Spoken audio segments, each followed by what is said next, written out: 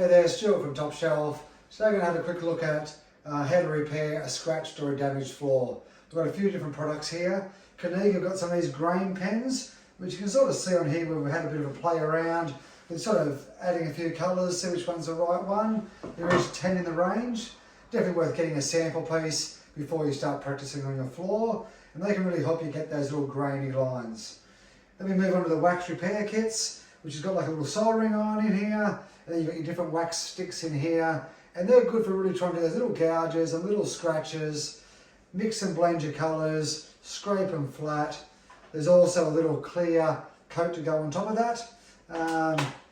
And then DTA do a very similar kit as well, same thing, little scouring pads, soldering irons and colours.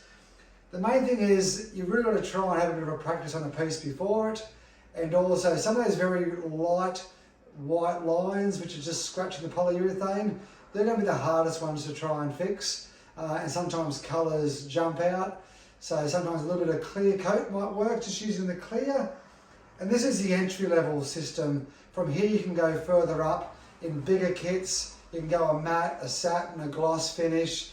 So start with this, see how it goes. You can always look into better and bigger kits which give you more options, and also a harder two-part epoxy that comes in colours. So yeah, so check them out. Koenig have got a wide range of products, and yeah, thanks for watching.